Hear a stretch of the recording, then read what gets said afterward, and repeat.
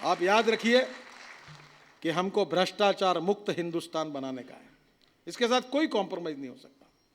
मैं मानता हूं कि समाज में आए हुए लोग, कार्यकर्ता गुणों दोषों के साथ हम स्वीकारते हैं। समाज में जो भी व्यक्ति हमारे साथ आता है उसको स्वीकारना है, पर हमारी पार्टी में हम ऐसी सिस्टम विकसित करें कि आए हुए व्यक्ति को हमारे विचारों से, हमारे संस्कारों से ऐसा कार्यकर्ता और ऐसा नेता तैयार करे कि जो भ्रष्टाचार मुक्त रहेगा, कभी भ्रष्टाचार नहीं करेगा। जल्दी हम लोग हमारे मुख्यमंत्रियों को बुलाकर, जैसे बिहार और मध्य प्रदेश में हमारी सरकार ने एक बिल पास किया है, वो बिल यह पास किया है कि अगर सरपंच से लेकर मुख्यमंत्री तक कोई भी भ्रष्टाचार करता है तो भ्रष्टाचार विरोधी न्यायालय में उसके ऊपर केस चलेगी और भ्रष्टाचार अगर सिद्ध होगा तो उसकी प्रॉपर्टी जब्त होगी।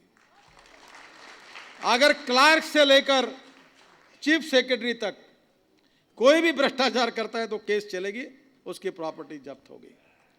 देखो, हमने बहुत अच्छे काम किए। हमारी पार्टी है कि जिसने पहली बार राज्यसभा के चुनाव की पद्धति को बदला। एक एक वोट के लिए 50 लाख करोड़ रुपए देने पड़ते थे। हमने निर्णय किया कि हाथ ऊपर करके वोट करना होगा, भ्रष्टाचार नहीं चलेगा। यह परिवर्तन भारतीय जनता पार्टी ने किया। मंत्रियों की संख्या 10% के ऊपर नहीं रहेगी, यह निर्णय भारतीय जनता पार्टी ने किया।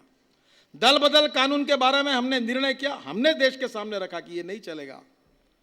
हमने बहुत से सुधार किए और सुधार हमको करने हैं। हम हमारी सिस्टम को, सत्ता तंत्र को हम इस प्रकार से तैयार करें, इस प्रकार से परिवर्तित करें कि जिसमें भ्रष्टाचार मुक्त शासन प्रणाली काम करे। और इसलिए बहनों और भाइयों, भ्रष्टाचार, महंगाई और काला धन, ये तीनों विषय देश के लिए बड़े संवेदनशील बने हुए हैं। काले धन के विषय को लेकर तो दुर्भाग्यपूर्ण है कि हमारे यूनो में रिजोल्यूशन हुआ, 140 में से 117 देशों ने अपने कानून को रेटिफाई किया। पेरू और फिलीपाइंस जैसे लोगों ने अपना धन वापस लाया, और ये सब होने के बाद हमारा हिंदुस्तान इसमें आगे नहीं जा रहा है। उल्टा हमने सुप्रीम कोर्ट में एफिडेविट किया, हमारी सरकार ने, कि जिनका काला धन है उनके नाम अगर जाहिर करेंगे तो देश हित में वो उचित नहीं होगा। मुझे पता नहीं कि ऐसे चोरों ने, जिन्होंने इनकम टैक्स की चोरी की, ऑक्ट्राई की चोरी की, वैट की चोरी की, और ये पूरा काला धन दुनिया वहाँ जाकर रखा है विदेशी बैंकों में, उन लोगों के नाम जाहिर करने से देश और पब्लिक इंटरेस्ट में कौन सी बाधा आती, ये मेरे समझने के बाहर है। इन बात का विरोध करना होगा, और हिंदुस्तान के जनता को हमने वचन दिया है कि ये पूरा काला धन हिंदुस्तान में वापस लाएंगे, और इस पैसे का उपयोग हर गांव में रोड बनाने के लिए, किसानों के खेती को पानी देने के लिए, अच्छे अस्पताल बनाने के लिए, और हिंदुस्तान को अच्छा बनाने के लिए पैसा गरीबों के लिए खर्चा करेंगे। ये पैसा किसका है? ये हिंदुस्तान के गरीबों का पैसा है। उनसे शोषण करके, उनका खून चूसकर ये हराम से कमाया हुआ पैसा विदेशी बैंकों में रखा है। देश के हित के लिए, गरीबों के हित के लिए वो पैसा वापस लाएंगे और हिंदुस्तान के जनता के प्रगति और विकास के लिए उसका उपयोग करेंगे। मुझे ऐसा लगता है कि आने वाला समय हमारे लिए बहुत ही चैलेंजिंग ऐसा समय है। मैं आपसे एक प्रार्थना करता हूँ कि हमको पार्टी का विस्तार करना चाहिए। जब मैं पहली बार आया तब मैंने बहुत बार एक बात कही कि हमारी और कांग्रेस की वोट बैंक में हमारा परसेंटेज 7-8% से कम है। समाज में, ऐसे समाज में जो लोग हैं जो अभी भी कुछ गलत फहमियों के कारण हमारे से दूर है, उन समाज के घटकों तक हम जाए। अंत्योदय का हमारा विचार, सामाजिक आर्थिक विषमता से मुक्त समाज की हमारी कल्पना, छुआछूत, जातीयता और अस्पृश्यता को नष्ट करने वाली बात, सोशो इकोनॉमिक इक्वेलिटी की हमारी बात, राष्ट्रवाद का प्रेरणा, राष्ट्रवाद का विचार हमारा आत्मा, देश के भविष्य को और देश के तकदीर को बदलने की जिम्मेदारी अगर किसी के ऊपर है तो मेरे सामने बैठे हुए आप हजारों लाखों कार्यकर्ताओं पर है। हमको इसको बदलना है। Politics is the instrument of socio economic reform. हम इसको बदलेंगे, बदल कर दिखाएंगे, देश को मजबूत बनाएंगे, आतंकवाद का मुकाबला करेंगे, आतंकवाद, नक्सलवाद को समाप्त करेंगे, हमारे सीमाओं को सुरक्षित करेंगे और एक शक्ति के रूप में हम हिंदुस्तान को खड़े करेंगे।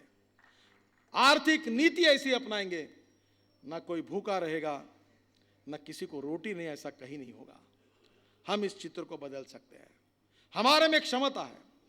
मैं एक बात आपको बता दूं, अहंकार और आत्मविश्वास 2 शब्दों में फर्क है। मैं अहंकार की बात नहीं कर रहा हूं। पर डॉक्टर श्यामा प्रसाद मुखर्जी, पंडित दीनदयाल उपाध्याय, अटल बिहारी वाजपेयी, लाल कृष्ण आडवाणी जी और हजारों लाखों नेताओं ने अपने जीवन को समर्पित करके इस प्रकार से किसी संगठन को बड़ा किया है, तो मुझे बताइए अब कहाँ है? कांग्रेस का इतिहास 126 साल का है, पर 47 के पहले की कांग्रेस और अब की कांग्रेस में बहुत फर्क है। आज की कांग्रेस और 47 की पहले की कांग्रेस में बहुत फर्क है। बहनों और भाइयों, आज के इस स्थिति में भी लोकतांत्रिक मार्ग से सामाजिक आर्थिक परिवर्तन के साथ कटिबद्धता रखने वाली और राष्ट्रवाद और देशभक्ति के लिए मरने मिटने वाले कार्यकर्ताओं की लाखों की फौज जिस पार्टी में है, जो जात पंथ धर्म भाषा और सेक्स से ऊपर उठकर सोशो इकोनॉमिक इक्वालिटी को मिशन के रूप में मानकर गांव, गरीब, मजदूर, किसान का विचार करके विज्ञान, तंत्र विज्ञान का आधार लेकर इस देश के प्रगति और विकास का सपना देख सकती है और वो सपना पूरा कर सकती है, ये ताकत केवल भारतीय जनता पार्टी में है। कुछ लोग कहते हैं कि लोगों को सपने दिखाने वाले नेता अच्छे लगते हैं, पर मैं आपको बताता हूं, केवल सपने दिखाने वाले नहीं, सपने दिखाकर उस सपनों को पूरा करने वाले नेता अच्छे लगते हैं। मैं केवल सपने दिखाने का काम नहीं कर रहा हूं, मेरे मन में दृढ़ आत्मविश्वास है। आप सबके सहयोग से जो विचारों की, हमारी इतिहास की, हमारी विरासत की, हमारी संस्कृति की विरासत हमको मिली है और जिसके आधार पर सोशल रिस्पॉन्सिबिलिटी, सोशल कॉन्शियसनेस, सामाजिक संवेदनशीलता का परिचय हमारे कार्यकर्ता देते हैं, मैं आपको बताता हूँ ये बहुत बड़ी ताकत है।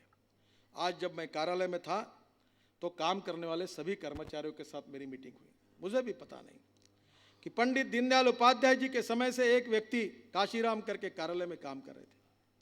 उनकी उम्र अब 80-82 साल की हुई है, बहुत उम्र हो गई।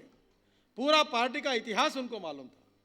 मुझे उनको देखकर मुझे बड़ी धन्यता हुई कि इतने सालों से वो बेचारा अपना भारतीय जनता पार्टी के कार्यालय में काम कर रहा है। क्या कभी उसको मौका नहीं मिला होगा? एक कार्यकर्ता ने कहा कि मैंने माथुर जी के साथ काम किया, ये मेरा सौभाग्य है। अपने बड़े बड़े नेताओं के साथ उन्होंने काम किया है, तनख्वाह बहुत कम है। मुझे बड़ा दुख हुआ कि उनके तनख्वाह बहुत कम है। और मैंने जब ये कहा ये सब लोग क्यों काम कर रहे हैं, उन सभी कार्यकर्ताओं के मन में भारतीय जनता पार्टी के प्रति दिल में एक भक्ति है, एक प्रेरणा है, एक प्रेम है, अपनापन है। हम इस परिवार के हैं, देश के लिए काम कर रहे हैं, समाज के लिए काम कर रहे हैं। ये जो संस्कार, ये विचार हमारे अंतःकरण में ओतप्रोत है। हमारे मन में जो यह संस्कार पहुंचा हुआ है, चाहे वो राष्ट्रीय स्वयंसेवक संघ के माध्यम से कुछ लोगों के मन में गया हो, चाहे विद्यार्थी परिषद के कारण हुआ हो, चाहे जनसंघ के रूप में काम करते हुए उनके मन में विचार गया हो, चाहे भारतीय जनता पार्टी का कार्य करते हुए हमारे मन में गया हो कि नहीं, हम समाज के लिए और देश के लिए काम करेंगे। ये इस प्रकार का विचार करने वाले असंख्य लाखों कार्यकर्ता इस देश के राष्ट्र के पुनर्निर्माण के लिए काम कर रहे हैं।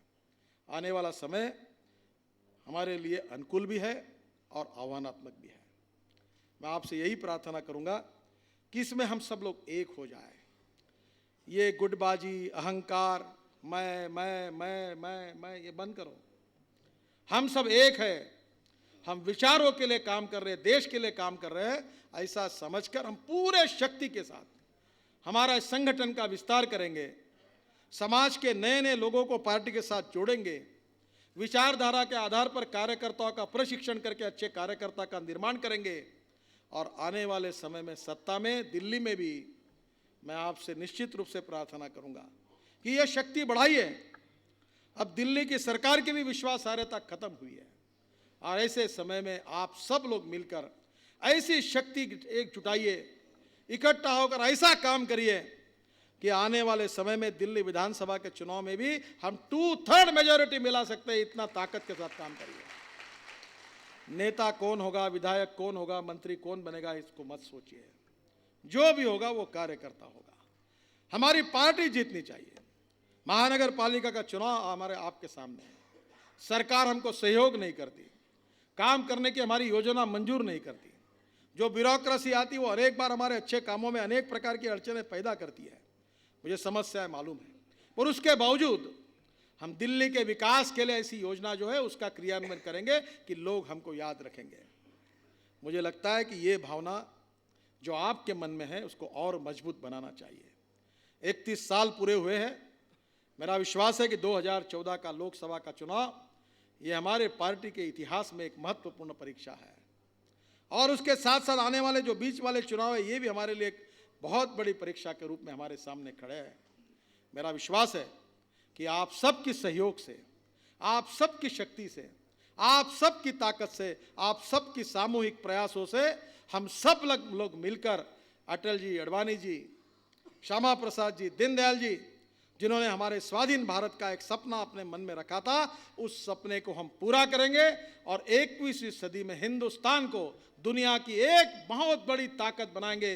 सुखी, समृद्ध, संपन्न हिंदुस्तान, भय, भूख और आतंक से मुक्त ऐसा देश बनाने के लिए हम लोग ताकत के साथ काम करेंगे। यही संकल्प आज के दिन हम सब ने करना चाहिए।